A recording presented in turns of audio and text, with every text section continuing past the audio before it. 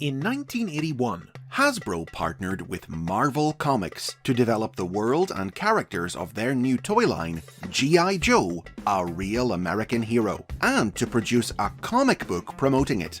The result was such a success that 2 years later, the companies teamed up again to do the same for the Transformers. At last, these are the basics on the Marvel Transformers comic book. It was Marvel's editor-in-chief, Jim Shooter, who devised the basic storyline of the Transformers, two warring factions of alien robots from the planet Cybertron stranded on Earth. Writer Bob Budiansky created names and profiles for the characters, and was assigned the role of editor on a 4-issue, bi-monthly Transformers comic book miniseries. Promoted by a fully animated TV commercial, the series launched in May 1984 and told the story of the Transformers' arrival on Earth and the Autobots befriending human Buster Witwicky and his father Sparkplug, who helped them defeat the Decepticons by poisoning their fuel. Like most of Marvel's licensed comic books at the time, such as Godzilla, Rom, or Micronauts, the series was set within the Marvel Universe, even featuring a guest appearance from Spider-Man in issue number 3. Now, it's fair to say that the series was a bit of a mess, with 3 writers on only 4 issues, Bill Mantlo, Ralph Macchio, and Jim Salicrup, and loose, inconsistent artwork by Frank Springer, who wasn't even given finished character designs to work from until halfway through. However, that didn't stop it being a sellout success, with the first issue going back to press twice, and it was immediately decided to extend it into an ongoing monthly title. Accordingly, the 4th issue ended on a cliffhanger, and after a few months' break, the comic resumed with issue number 5 in March of 1985, with Budiansky himself now taking the reins as writer, a role he would continue in for 4 years. In his time on the series, Budiansky established concepts and characterizations that would prove foundational to Transformers lore, one of his first being the introduction of the Autobot Matrix. But his main focus was on the interaction between Transformers and humans. Unlike the cartoon, in which the Autobots were welcomed as heroes, in the comic they were feared and distrusted by mankind, and many issues featured guest human characters, both good and bad, from ordinary civilians to the US government, becoming caught up in the Transformers conflict. Though he delivered plenty of dramatic Transformer-centric stories, his own personal favourite being the bleak 2-parter Return to Cybertron, Budiansky is usually best remembered by fans for the quirkier offbeat tales this human focus led to. A small-time mobster partnering up with a gun-mode Megatron, Buster Witwicky combating a mind-controlling Decepticon car wash, Transformers becoming Hollywood stars and professional wrestlers, and perhaps most infamously a computer programmer killing Optimus Prime after he lost a video game duel with Megatron. With only 12 issues in a year, the comics need to constantly introduce the large numbers of new characters steadily being added to the toy line meant that only a small number of robots ever really got the spotlight in Budiansky's stories. Standouts included Ratchet, who battled impossible odds to rescue his comrades when they were captured; Shockwave, driven by cold logic to overthrow Megatron as Decepticon leader; Skids, who desired to experience life on Earth; the arrogant Grimlock, who replaced Optimus Prime as Autobot leader; Blaster and Goldbug, who went on the run when they couldn't deal with Grimlock's tyrannical leadership; and Shockwave's successor, the micromanaging Ratbat. Notable original characters included ill-fated Autobot spy Scrounge, Decepticon despot Lord Straxus, the Autobots' industrialist ally GB Blackrock, and robot-hating supervillain Circuit Breaker. With such a constantly growing cast, though, the idea that the series took place within the mainstream Marvel universe was quietly dropped, and the series was now considered to be set in its own separate world. Multiple artists contributed to the title during Budiansky's run, primarily Moon Knight co-creator Don Perlin, who was the book's first regular penciler from 1985 to 1987, Wonder Woman artist Jose Delbo, who drew the series from 1987 to 1990, and Nelson Yomtov, who coloured every single issue.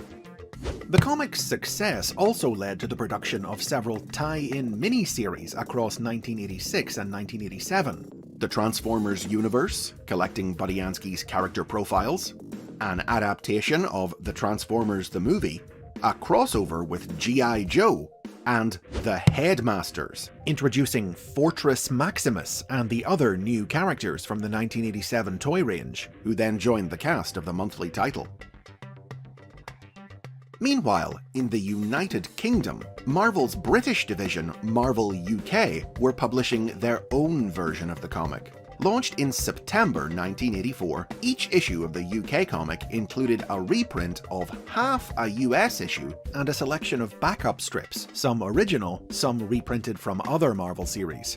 But during the extended gap between the publication of the 4th and 5th issues of the US series, a handful of UK original stories had to be produced to fill for time.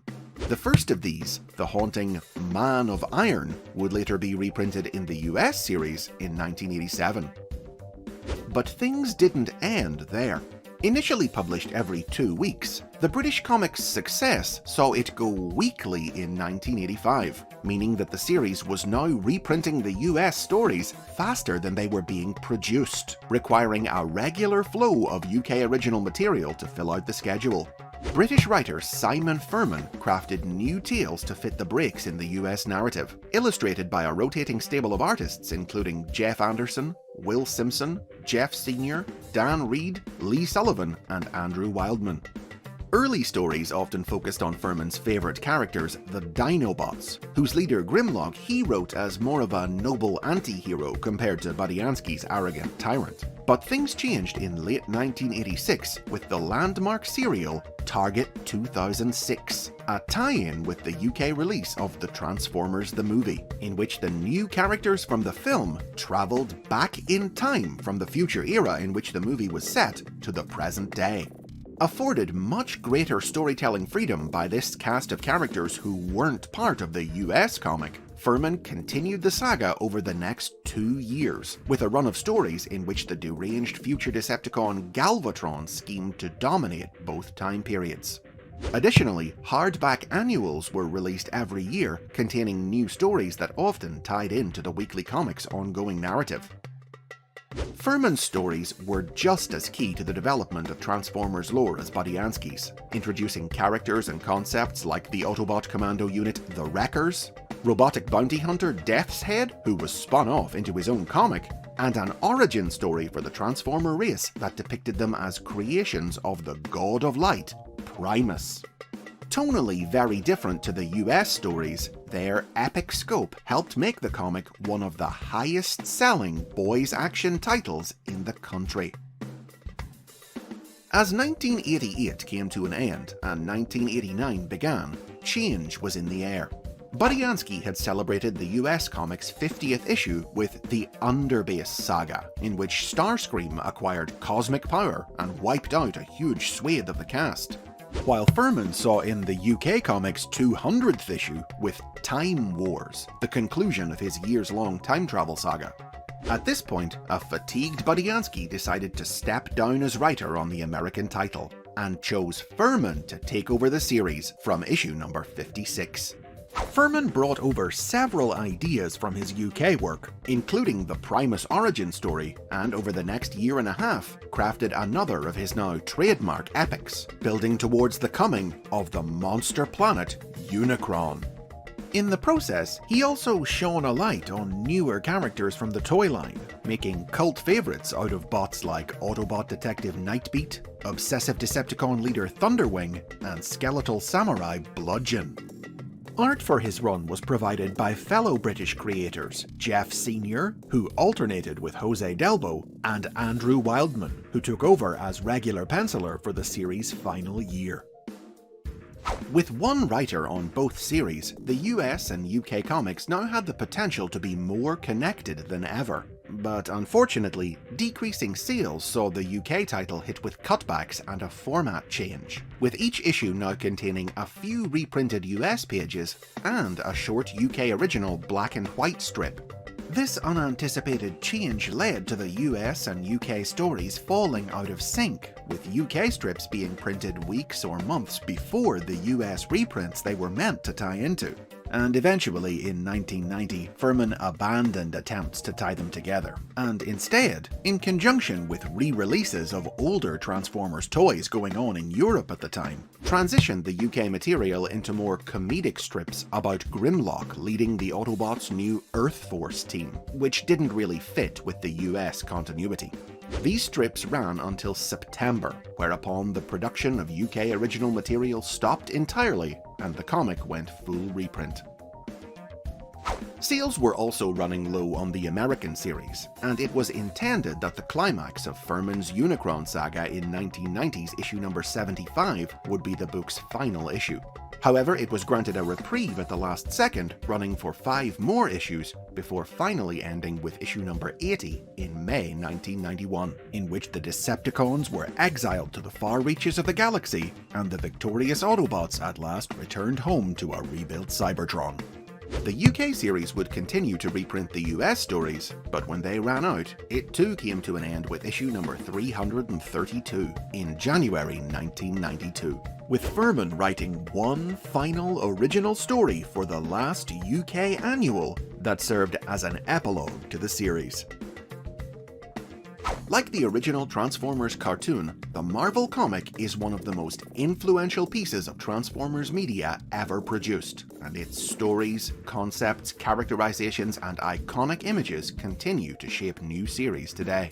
To Budiansky, it was just a job he did for a few years and moved on from, but it made Simon Furman's name synonymous with the franchise and led to a lifelong career writing Transformers comics, animation, games, and more that continues today. His work on the UK comic in particular was a formative experience for many young comic fans in the British Isles, and directly inspired some of today's most celebrated Transformers comics creators like James Roberts, Nick Roche, and Jack Lawrence. But no publisher can hold a license forever, and in 2022, Marvel's days of printing Transformers comics are long past. Over the years, reprint collections of the US and UK series have been released by several of the publishers to have held the license since, including Titan Books, IDW Publishing, and Hachette Partworks. And the world of the comic has been revisited and continued in a variety of different ways.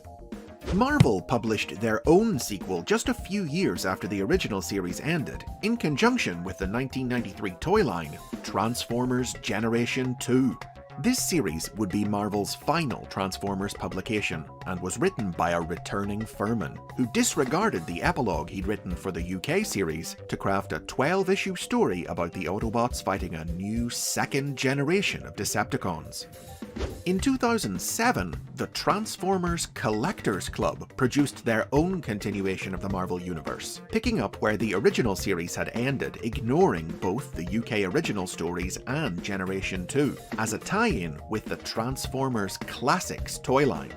And in 2012, IDW Publishing released Regeneration 1, a 20-issue series by Furman and Wildman taking place 20 years after the end of the original series, ignoring both the UK, G2, and Club stories, to bring a definitive sense of closure to the Marvel Universe.